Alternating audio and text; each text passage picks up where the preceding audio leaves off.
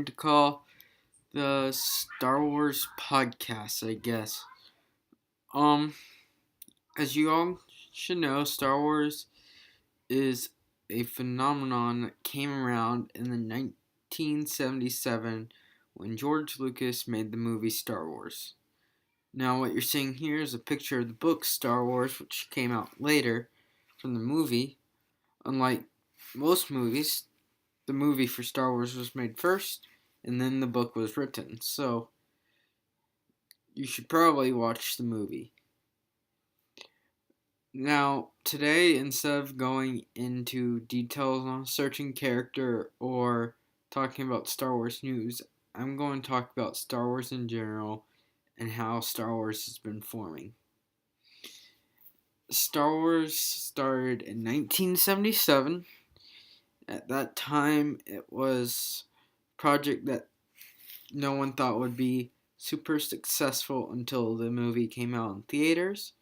As we see now, there have been many new things that came around. 1980, Empire Strikes Back came out, and 1983, Return of the Jedi. The original the original trilogy of Star Wars, episodes 4, 5, and 6, are generally referred to as the better of the movies. Now, some people do like the prequels that came around in 97 to 2005. Episodes 1, 2, and 3, The Phantom Menace,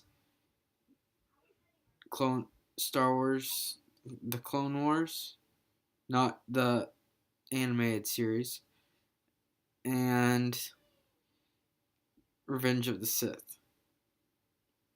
There is much around the difference between the originals and the prequels that makes that's sad to me. I'm not going in detail, but I think both the prequels and the originals had their own things about them that made them fantastic. The original series for Star Wars was seen as a unique story with battles on faraway planets and concepts that were new to us. I mean, look at episode 5 with an ice planet and a gigantic battle. Now, I don't know about you, but on Earth, I've never heard of any gigantic battles in ice. Maybe on a plains biome or around the castle, which they have many of those in Star Wars too. But all their technologies and the difference between poor and rich, there's people that live just like us, but then there's people that live in situations nowhere to us in the Star Wars universe. Now, I think the original series spoke to a different generation than the prequels do. Now, I'm not going to say there's anyone in my generation that doesn't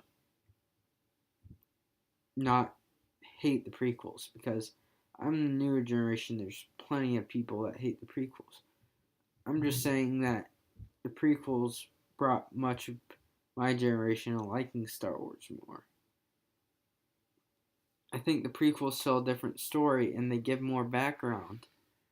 Many people may think that character Boba Fett was ruined. I think it gave more background to the character. I think the purpose of it was to see how these characters we once knew and loved in the originals evolved and how the world of Star Wars came to be. The idea of the prequels isn't exactly tell a story. It does have story to tell, but its story is more to explain to us what happened. Who were these people? What was the once great Jedi Council that we all hear about? How did Anakin become evil? Who was Anakin's wife? I mean, all these are questions answered in the prequels.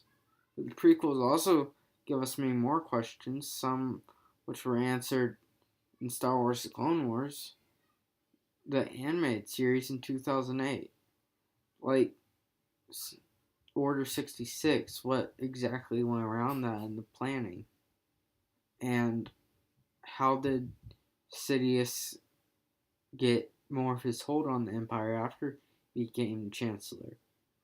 What were the situations during the time? I think Star Wars has been wonderful in that it gives people something to love, something to watch. And I don't think anyone needs to be putting anything down. The evolution of Star Wars, as you can see in the movies, has been greatly increased. The first movie didn't really have much detail in it, but if you look at the prequels, the graphics and everything is so much better than the originals. But even Empire Strikes Back and Return of the Jedi are better in that respects than the original movie because they have more money backing them because they know these movies are going to be successful. They know people love them. But what's going on now with Star Wars? Since this podcast episode is going to be about the evolution of Star Wars, well, now Star Wars is starting to expand into new realms. In a year ago, maybe 2 years ago now, I don't think it was a year ago, year and a half, Disney bought Lucasfilms. Disney is planning on making many standalone movies on individual characters in Star Wars, including characters such as Yoda, Boba Fett, Han Solo, and they're also planning on making episodes 7, 8, and 9, which will tell the story 30 years after the original trilogy. I think there's much to be looked forward into these movies. I think Disney's making great choices on who to make the movie and who to produce them. R2D2 is supposed to be in the movie. I believe C3PO probably will be too because George Lucas's original plan was for R2D2 and C3PO to be the only characters that went through all 9 movies. And then there's also Star Wars Rebels, which comes out in October on Disney XD. This is an ability to tell the story and the politics behind new characters in episodes between episodes 3 and 4. This is a time not many people recognize, but this is the strife, the growing of the rebellion. I think there's a lot of stories to be told here. I think this is going to be a much more successful series than Star Wars Clone Wars. My idea behind this is that now people know Star Wars Clone Wars and it's been a big hit. And people have come to realize that Star Wars Clone Wars, yes, it was an anime.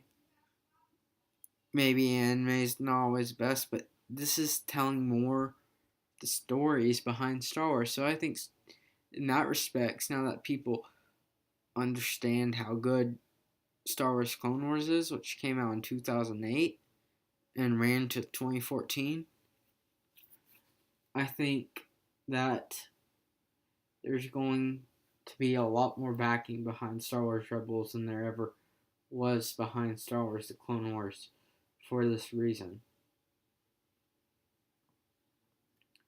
And there's one other evolution of Star Wars I'd like to throw into the mix here. In 1991, the first book for the Star Wars Expanded Universe came out by Timothy Zahn. I believe that was his name. Heir to the Empire.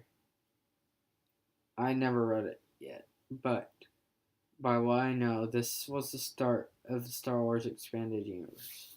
The Expanded Universe for Star Wars tells so many more stories than we could ever get from watching what's been produced by Disney. Now, I don't know what Disney plans to do with the stories that have already been told after the original trilogy, as they are making this newer trilogy. But I hope they keep some of the stories intact. I hope that these stories aren't destroyed. Now, if some of these stories are null and void, I hope people still read them, even though they're not what's really going on anymore in the Star Wars universe. But the expanded universe adds so much to Star Wars. I read a book earlier, about a year ago, not earlier this year, about a year ago, called Millennium Falcon.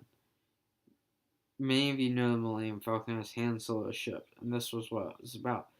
This occurred about 48 years after the original trilogy, and that book was fantastic. The reason it was fantastic gave me background on the Millennium Falcon's history. There's other expanded universe books. Expanded universe doesn't only span after the original trilogy, but in between movies such as episodes 3 to 4, 4 to 5, and 2 to 3, and 1 to 2. And also before the prequel trilogy, there's books telling about the old Sith Wars that occurred thousands of years before the Clone Wars. All I have to say is I want people to stay open to the Star Wars universe and not look at the movies for being terrible because it changes something you didn't like, or you thought some character was stupid and it ruins the whole experience for you. Just pass up that character. If you don't like Jar Jar, don't worry about Jar Jar when watching the movies. Take in the experience the way you want to take in, and realize that the Star Wars universe is about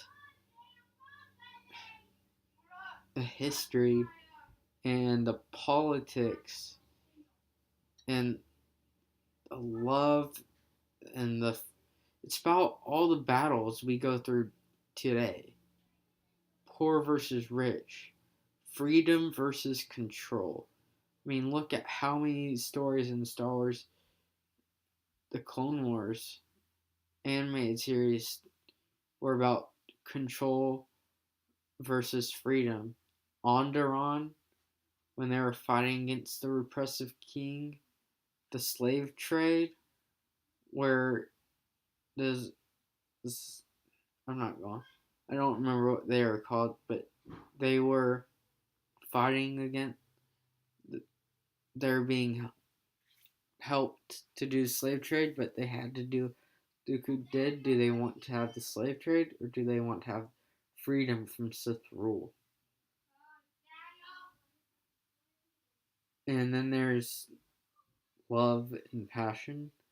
Look at how the Star Wars universe expands in those sense. Don't look at individual characters and discrepancies. I mean, there's things I don't like about the prequels, or I guess the originals too, but Star Wars universe isn't about that. It's about the way it evolves and keeps on changing. It's about the depth of info. So, but what you're looking at, just remember this book you're looking at in my picture here I picked out is about one of the first Star Wars is the first Star Wars book ever produced coming from the movies. So remember when this is the roots of Star Wars and think about how it's expanded off that. And don't ruin the experience for others just because you don't like one part of it. This is Minecraft Indiana with the Minecraft Podcast. Thanks for listening in. See you later. Tell me what topic you might want to listen to next.